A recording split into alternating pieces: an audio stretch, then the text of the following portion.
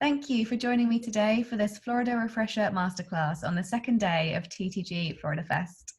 A huge welcome to the Visit Florida team.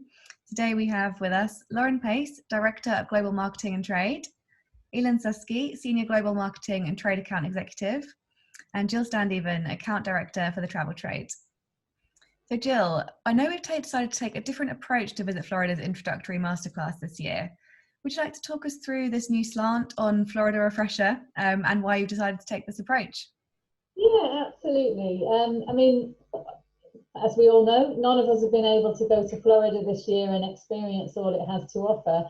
But on the flip side of that, my colleagues who are based in Florida, Lauren and Elin, they usually spend their lives traveling around the world promoting Florida to other countries, so over here in the UK, but also other markets around the world.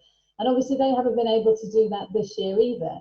But what they have been able to do is sort of revisit some of the amazing things in Florida and tick off some of the lesser known things on their bucket list as well. So we thought rather than just talking about the usual standard stuff, we talk about the experiences that well, not we, because I haven't been anywhere, but they've had whilst I've been stuck here in the UK. And then we've also been around the state and met some Floridians who work in tourism, who are so passionate about where they live and why they do what they do. So we've got some clips asking them what they like about Florida as well. And I think you'll find that content so inspiring and passionate that it'll make us all want to be there again. Great, I can't wait to see it. So Lauren and Elin, coming to you, as Jill said, what destinations or experiences have you discovered in the past year that you hadn't previously had the chance to explore?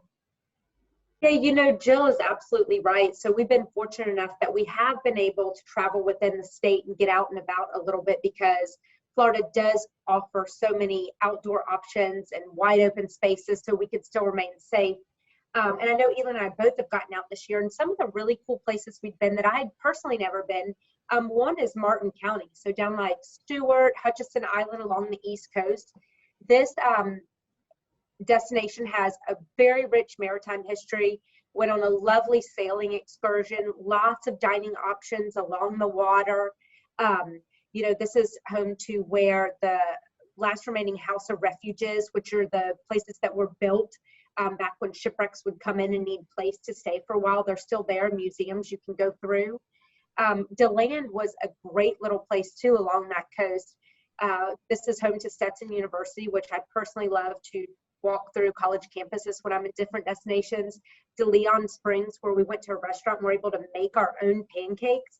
And then Elin and I were able to go to Naples, Florida together just a month or so ago and had a wonderful time. I mean, they've got all kinds of great properties. We got to do a motorized tricycle tour of the destination, which was super cool. I think that was on the Marco Island part. We rented golf carts and were able to drive all over. We did a wine tasting. It was incredible. Yeah, as Jill mentioned too, because we are traveling globally most of the time, it's kind of hard to be able to explore your own backyard. And so as we've kind of kicked up our domestic efforts and had a few domestic fams, as Lauren mentioned, I joined her for a Naples portion. And then I've also, I've driven through several of these cities, but never actually had the chance to stay a few nights. So I was able to explore Naples, Fort Myers, Bradenton, Sarasota. We had a lovely sunset cruise in Bradenton, and they gave us a few hours on the beach to just chill and relax, which was great. And I'd never been to the Ringling Museum in Sarasota, which was really cool to experience. So yeah, if you had to be home during the pandemic, we were very fortunate that we were home in Florida and able to experience a lot of these destinations. Yeah, it's amazing to have all those experiences around you. It sounds brilliant. And Jill, I know that Florida is an all-round destination, but what exactly is it that makes the state a great destination for all types of travelers, from families, mature couples, groups of friends?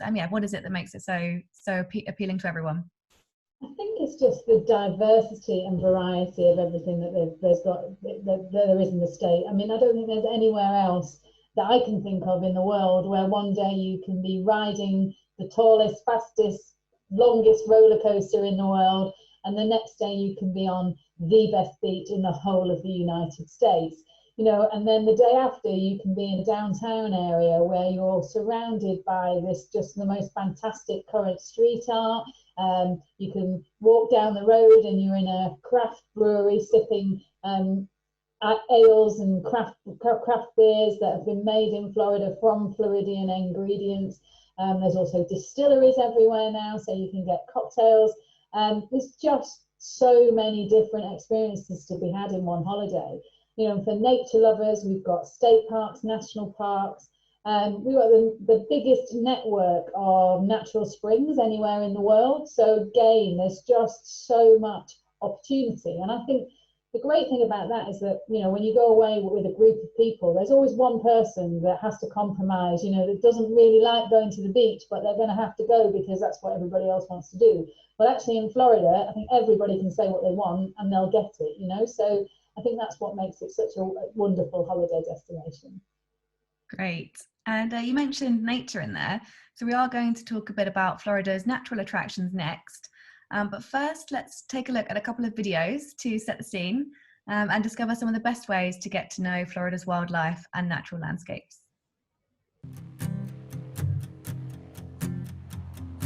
Just cruising around the waterways of Florida is very almost like a reset button. You know, for me, I can have a great day or a bad day no matter what, and once I get out on the water, it's like just kind of wipes the slate clean, and it just calms everything down. You know, the wind in your face, the sun on your skin, just everything basically kind of starts over for you. My name is Tim Schwartzman. I'm the general manager and co-owner of Sawgrass Recreation Park. So the part of Florida we're in is called Weston, right just outside of Fort Lauderdale by about 20-25 miles. So from downtown Fort Lauderdale or the airport to get to where we are, it's about a 25-minute drive. So the Everglades is actually the largest subtropical wetlands in the Western Hemisphere and possibly even further than that. It's actually a lower half of a larger watershed that starts in the Kissimmee River Basin. There's lots of lakes and ponds in that area that fill up during our wet season, flow south into Lake Okeechobee, and that will then kind of flood into the Everglades, which is about a 60 to 30 mile wide region within the lower part of our peninsula that carries that water very slowly all the way to the southern tip of Florida. It's roughly about 6,000 square miles, but it's only moving at about 500 feet or so per day. So the sensation of riding on an airboat is kind of interesting because most boats, you know, they sit down low in the water, the engine is in the water, you can feel the waves and the movement. The airboat is kind of half boat, half airplane. The propeller, the steering mechanisms, everything is up above the water surface. The boat barely even sits in the water and it kind of more glides across the surface. And so it's very smooth ride, very, very glass-like feeling, almost like you're driving a car like on ice. So the thing that's probably the most amazing about the Everglades is how it can seem on the surface it's just this simple grass and water, grass and water, grass and water. But once you stop and slow down and it gets quiet because you're in the middle of nowhere and you start to look down in the water and start to really focus on small areas within the waterways, you start to realize how alive it really is. So the Everglades is actually home to numerous amounts of different types of animals. I would say birds are probably one of the most numerous different types of birds that you'll find out there, like egrets, herons, all kinds of birds of prey, especially like owls and hawks. We do get osprey as well. We have tons of reptiles. So we have 47 different species of snakes. We have alligators. We do see crocodiles at the very southern tip of Florida. It's in fact the only place in the world you'll see alligators and crocodiles at the same time. So the average alligators in the Everglades are going to range for females about 6 to 8 foot and about 1 to 300 pounds. But the males have to be much bigger because they're protecting their territorial range. There's a lot of disputes during the spring for mating season. So the males will average anywhere from 7 to 12 feet and weigh anywhere from 2 to 500 pounds. But some of the biggest alligators on record are over 15 feet long and well more than 1,000 pounds. Now on their boats, it does vary a little bit as far as how close we get to the alligators. It all just depends on the alligator. Sometimes you have older ones that have been around long enough, they've seen a few boats in their lifetime and it doesn't bother them too much that we get closer to them. But generally speaking, most of the gators, we can usually get within about 10 or 15 feet before they usually get scared off. Everglades is a very interesting, unique experience. One, it is the only Everglades that exist on the planet. It is the largest subtropical wetlands in the world. It is home to literally thousands of species of different animals. So there's just so much different things that you can see on any given day, and even just a few minutes time, you can see it completely change and transform. One of my favorite things about being out there, especially like in the evening time, is just the soundtrack. You know, you get out there and there's no traffic, there's no other people, there's no cell phones ringing, just crickets, frogs, the odd alligator grunting in the background, and just quiet otherwise. It is one of our kind of remaining portions of South Florida that is still in a natural state. And we hope to keep it that way. And really one of the best ways to keep something preserved is to educate people about it. And the more people that know about this area, the more likely we're going to keep it around for years to come.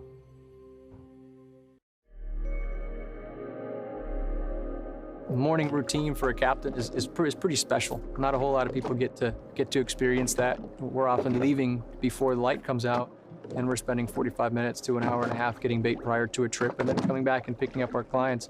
But that first ride out, there's no lights out. You know, the sun's just beginning to creep across the horizon. You know, just an explosion of colors out there while you're the first one of maybe 2 or 3 other people out on the flat getting some bait for the morning. It's a serene experience. I don't think enough people have that kind of moment. We all wake up, we crush some food, and we go out our busy days. But the mornings for us sometimes gives us a good opportunity to reflect.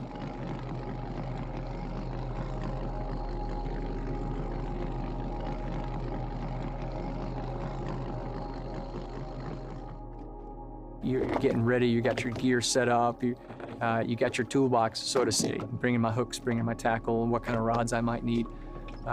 And you're a little anxious in the morning, maybe a little tired, and once you get on that boat and you set out for the day, then the excitement rolls in because you know you're about to go out there and catch some fish. You might not know exactly what, you know, but you're gonna go out there, give it your all, throw some bait in the water, and when you get on the fish, it's ecstasy, really. It's the best natural high you can ever get. You're just out here having fun, catching fish, building memories.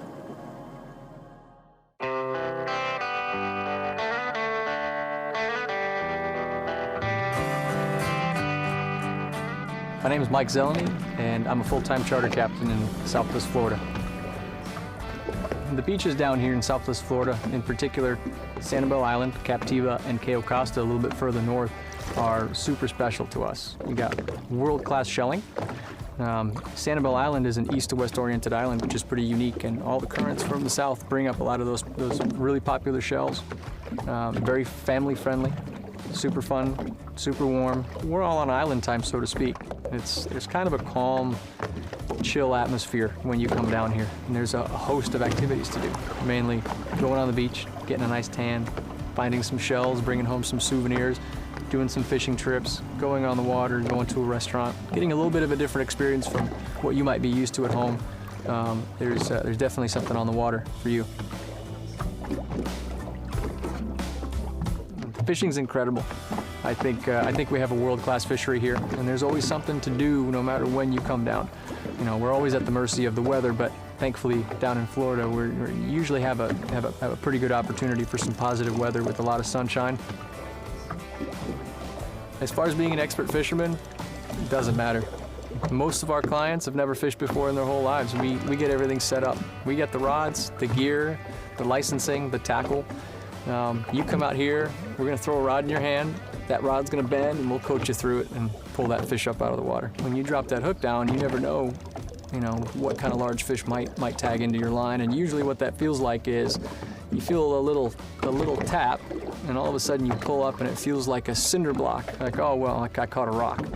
Well, then that rock decides to run and burn out 100 yards of line.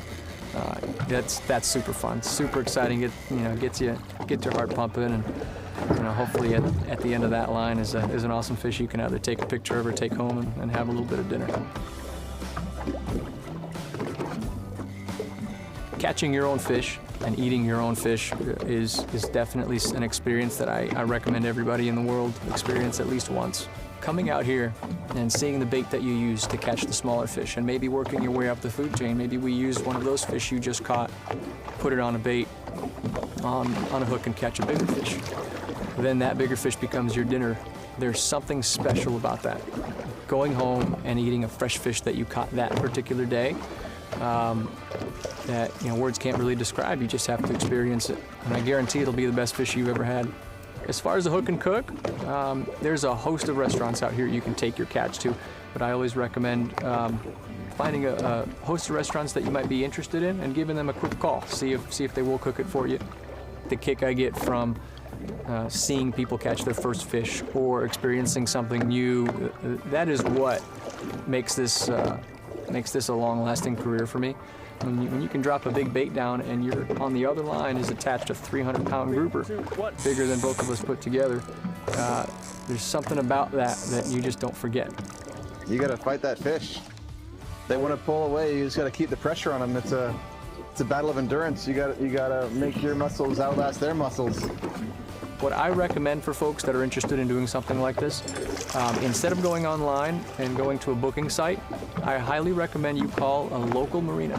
Google marinas in my area, wherever you're vacationing to, and call them. Ask them for personal recommendations for fishing guide. I think one of the biggest reasons for folks to come down here is the sense of adventure. Do something out of the box. I guarantee you, if you go on a trip with any guide in this local area, they'll take you to something you've never been to. You'll experience something that you may have only seen on TV or dreamt about, but we have it here. We have paradise. You're going to be on island time the whole time. Maybe have some cocktails on the boat and just relax, catch some fish, go shelling, bring some souvenirs home with you. There's a lot of adventure to be had here, and all you have to do is ask and make that phone call. Wow, that looks so beautiful. Lauren, I want to ask you a question about this nature in Florida. I know that nature is a lesser known key selling point for the destination. We've seen a couple of boat trips in those videos, but what do you think is the best way or place to see some of Florida's wildlife and have the most memorable wildlife encounters? And have you experienced any for yourself recently? Yes. So, the great outdoors and nature is one of the things that makes Florida so wonderful. And over the past year, I have had two incredible experiences. One is I finally got to go to Crystal River and swim with the manatees. I think I was the last person on our team to do this and was literally face to face with a mama and baby manatee, which was incredible. And if you don't want to actually get in the water, you can kayak or just stay on the boat. I took my kids. They were a little scared of the manatees and preferred the hot chocolate on the boat and to view them from afar. But nonetheless, it was incredible. And then just recently on our way back from, I mentioned Martin County and Hutchinson Island earlier, we were down there for Visit Florida Board of Directors meeting. I drove back with my kids again, and we detoured at Gatorland, which is, one of these smaller attractions, roadside. I've never seen so many alligators before in my life, all shapes and sizes. You could hold them if you wanted to. They even had an opportunity where you could, it's really fake wrestling, but get on top of them and hold their mouth and take a picture, which of course I jump at any of these opportunities because I think it's hilarious. And then we also did an airboat ride. And when you're doing an airboat ride or jungle boat cruise, you can spot the alligators and turtles and different things from afar if you prefer to keep a little bit more distance. So that's great. And then I just want to mention too that Florida is very well known for bird watching, for people that enjoy something a little more low key than wrestling alligators. Okay, great. And I know that there are plenty of great wildlife encounters to be had below the water's surface as well as above it. So let's take a look at what one Floridian local has to say about marine activities in this short video. When I decided that I wanted to be a park ranger, I wanted to be at John Pennekamp Coral Reef State Park. Here it's home. I have found my niche in the universe. I love the climate. I love the people that I get to meet who come to the park, who live in the area. I just love the way of life that I have here, and the park is part of my life. It's what I want to do. It's where I want to be.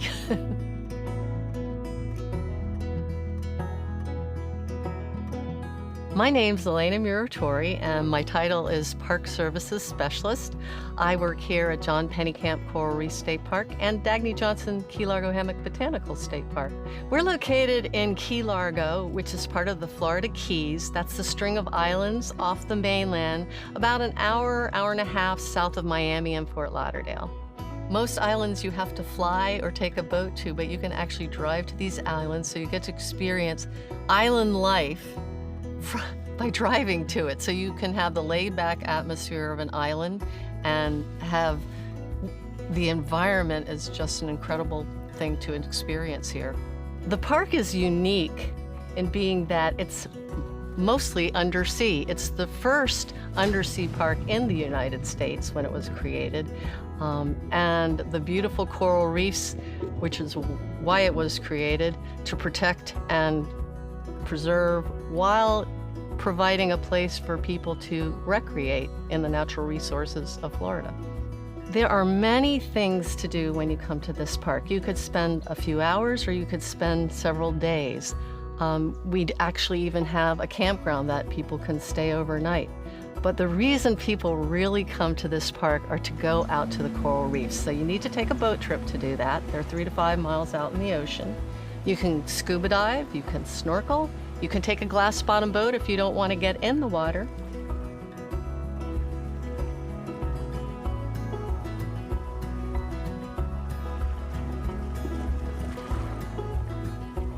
When you first get off the boat as a snorkeler, it's really good to get your bearings, to learn how to have a profile in the water. If you stay horizontal, you're going to have the best experience.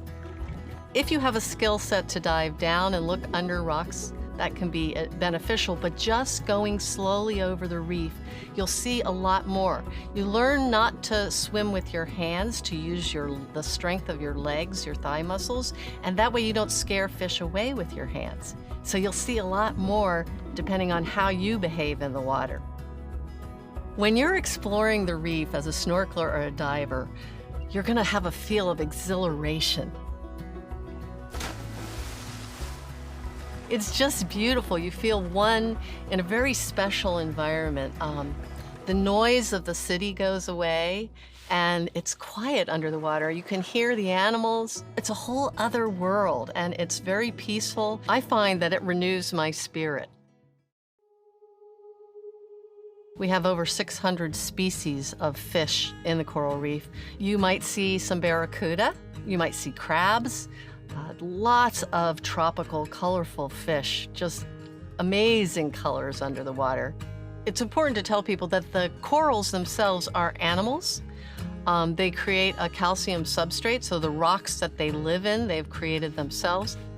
The coral reef, in its diversity, is also a basis of life. This is where a lot of fish start as young fish and then can go beyond the protection of the reef to live their lives, and they can be fished sustainably to help human life. That is all a very special, unique ecosystem that needs to be protected, and the health of the corals is something that we work on cooperatively. The coral reef is important to the park, and then that's the reason the park was created.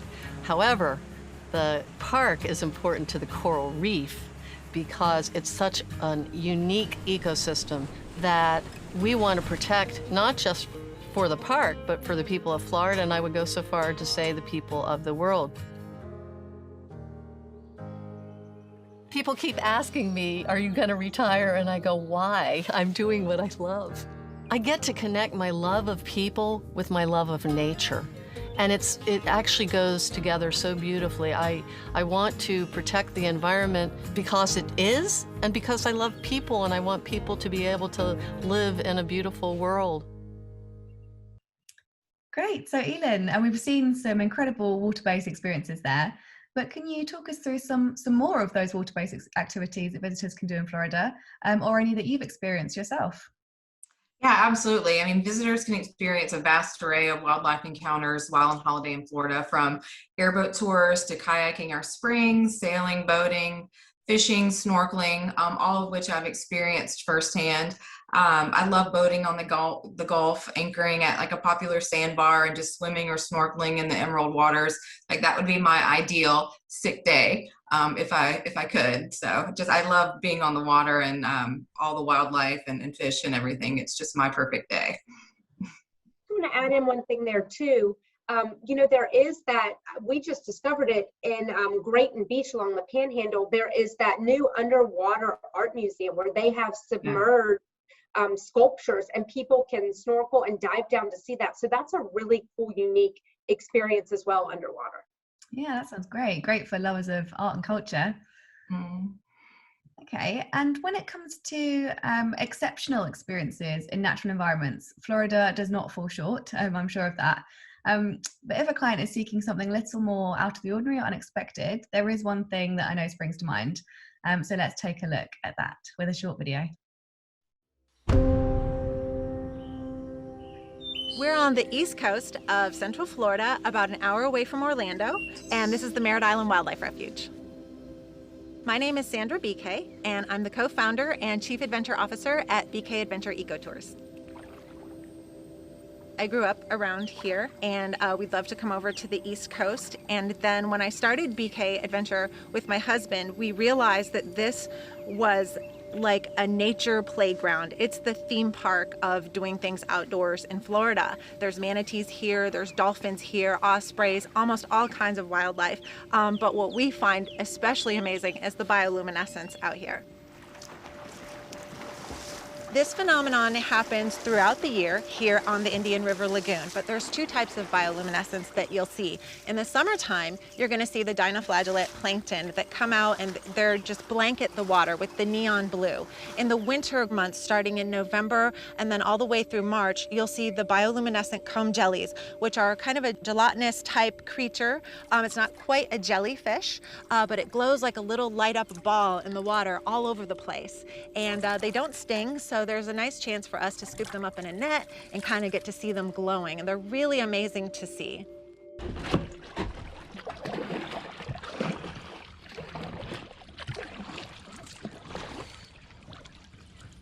When you go out on a bioluminescent kayaking tour, first your guide will get you suited up with your life jacket and your paddle, a light, so you can see out there a little bit, and then you're going to get some instruction on how to kayak, all of the safety rules of the tour, and then the guide is going to take you out there in the night to see the bioluminescence. The tours usually last about an hour and a half, so along the tours, depending on what time of year you come, you might see plankton and comb jellies at the same time, and the guides will show you. They know where to find those things and where the highest concentration is. Just go ahead and just squeeze them. You should hear a little click. Just click it one time and then it's just going to be like a solid color. There you go. There you go.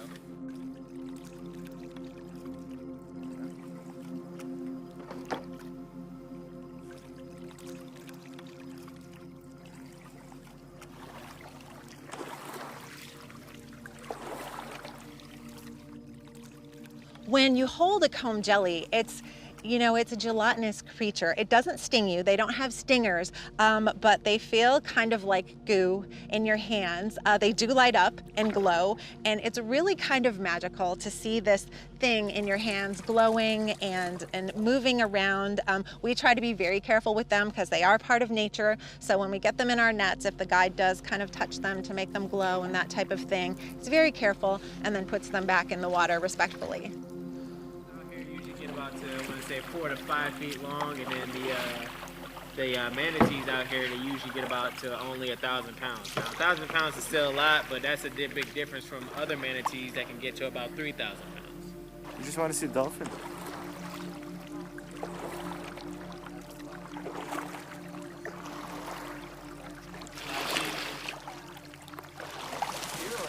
Every time I want to see it, it's gone. There he is. Oh, you see him? Where? Easy catching. Got it. All right.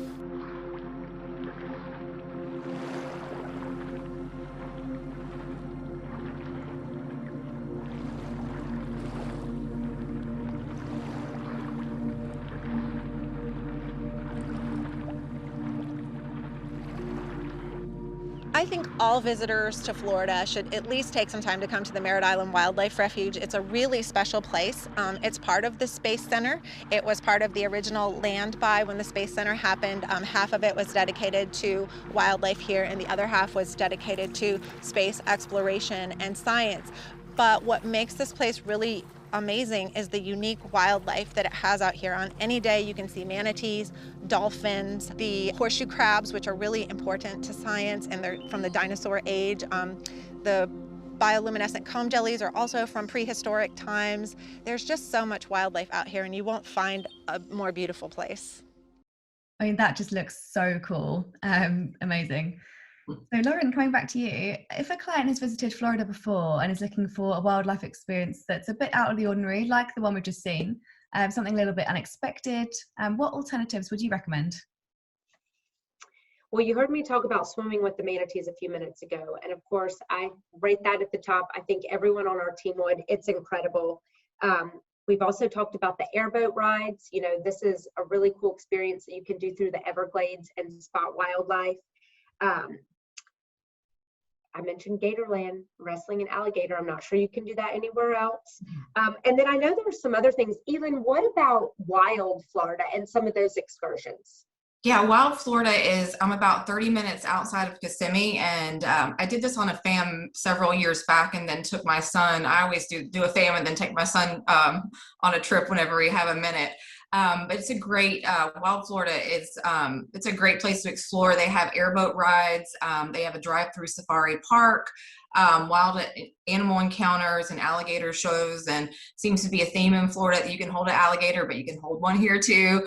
But it's just like, you know, off the beaten path. And we had done the theme parks one day, and then I was like, let's go out and experience some nature and get away from all the lines of the theme parks. And we had a blast. It was really fun. Cool, that sounds amazing. Now I know that Florida is also famous for its incredible, like, numerous striking beaches. So I now want to press play on a video that showcases one of the state's best beach activities, which is of course surfing.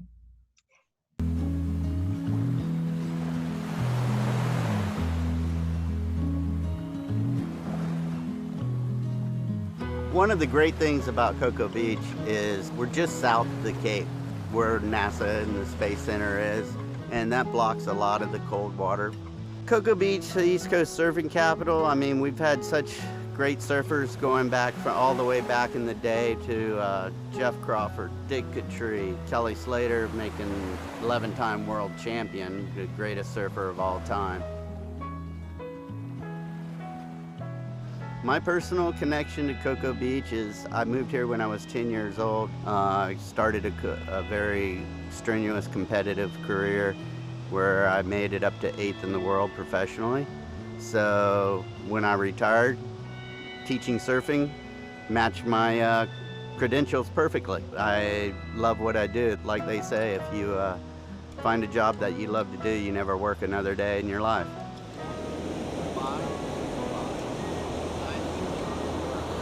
The Ron John Surf School opened up in 1993 with Craig Carroll taking over and running it. And he just up until 2 years ago, he retired, and my wife Lauren and I were able to take over, and we run the surf school for Ron John Surf Shop now. And just throw your chest straight down onto the surfboard, all right? From this point in time, you're gonna be up on your toes. Your hands are gonna be back. Your forearms are straight up and down, and your eyes are gonna be focused on a tree or something on the beach. If you look down, you fall down. I'll push you into your wave. When I yell up, up, up, as soon as you hear that, you're gonna spring to your feet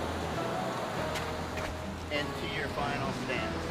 Final stance is your feet flat, knees bent, shoulders up, front arm's directional arms, so we're going to be pointing and looking at the beach. This back arm, we're keeping it tucked in here. We just don't want it to go out here and start fighting up the boat. Okay? Okay. All right, so let's give it a try. Eyes up, good. And whenever you're ready, pop up. Nice, very good. The key to being good at surfing is to have fun. I teach a lot of kids that go on to be competitive surfers and everything, and it's their own personal drive as to how much they want to put into it. But my main key to all my coaching and teaching is to be able to get out and enjoy the ocean and have fun surfing. That's the main key. The feeling of surfing is kind of like just being free, one with the ocean. It's a different feeling for everybody. Some people, the greatest feeling is riding a 20-foot wave. Some people, the best feeling for them is going out on a 1 to 2 feet day and riding a longboard and having a good time.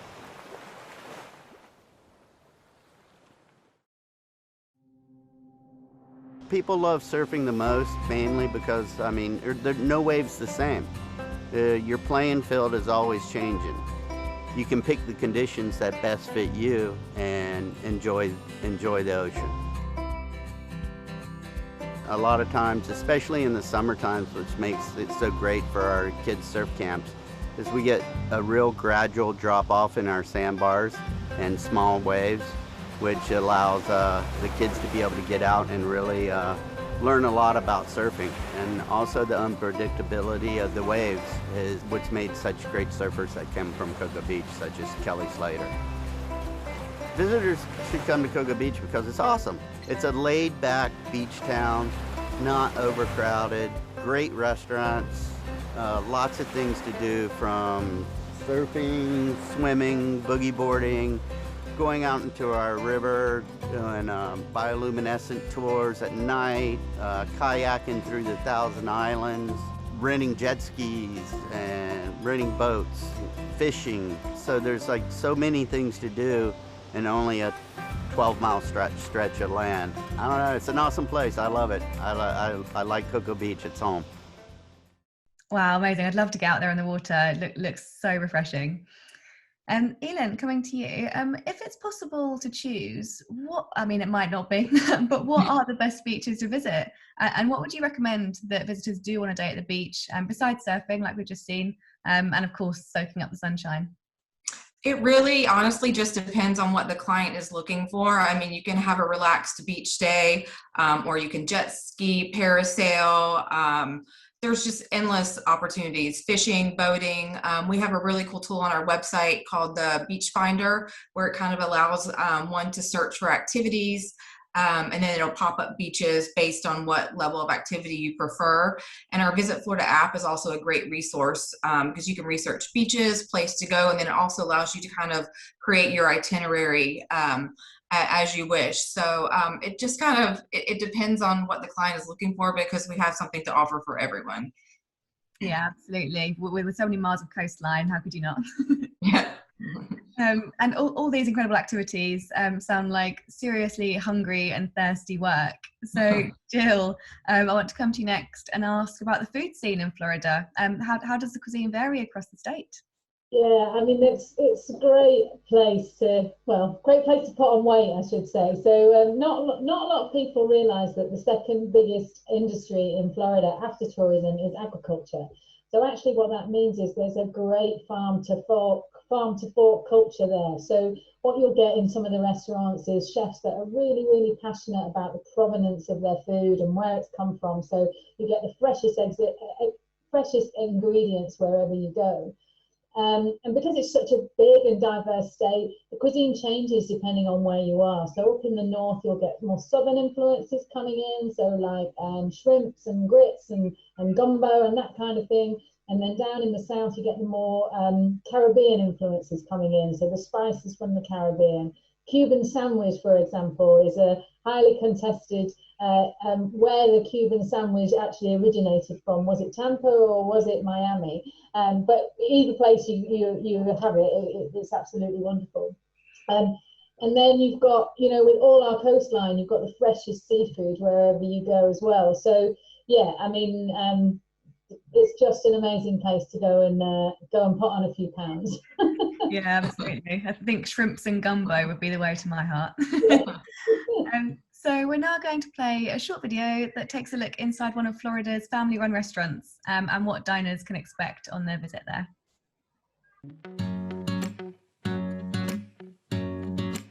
The Key Lime House is on the water. We have many guests that come by their boat. We have guests that come by seaplane. It's accessed by the ocean through the Boynton Beach Inlet. It is one of the premier water destinations in the state of Florida. Here at the old Key Lime House, it is a family business. By having a family business, the best thing is it actually creates a family within the restaurant. When you walk in here, this place has a soul. It has a feeling. You just know when you're here, you feel it. You're on vacation immediately. My name is Ryan Cordero. I'm the owner of the Old Key Lime House. The Old Key Lime House is located in South Palm Beach in a small town called Lantana. Old Key Lime House came to be, the family purchased it in 1986. We're the oldest restaurant family in the state of Florida. We actually started with 5 restaurants in Key West in 1840, before the state was even incorporated. Florida is best known for, obviously, its fresh seafood. It's shrimp, it's stone crabs, it's oysters, it's groupers, it's snappers, it's pompanos, it's cobia. We have a robust amount of fresh seafood that comes off the boats to our docks, to your plate every single day. The key lime pie is Florida's quintessential dessert. It is slightly tart, slightly sweet. It has a crunchy cookie texture for the crust. It is something that will crunch, melt in your mouth, and you won't want to have any other dessert after that. A couple of the must-have items here at the Key Lime House are our crab cakes. My father was from Ellicott City, Maryland, so our crab cakes are the real deal. I'll put them up against anybody in Baltimore. Our appetizers, we have a grilled avocado topped with goat cheese and a cowboy caviar that's outstanding. Our grouper, our snapper, our fresh fish are to die for. Best thing about running the family business is running it here with the family. I work with my mother, my sister, all the employees. Most of them have been here more than 10 years. It's a large family here. We all care about each other, and that transfers to the customer immediately. This is somewhere where people care about you, and you care about them by the time you leave. When I get to work in the morning, as soon as I walk through the door, a smile creeps across my face that you can't tear off. It feels great. It feels like home. It feels like fun. It feels like friends. It feels like vacation. You never want to leave. Gosh, look at that key lime pie. Amazing, so tasty.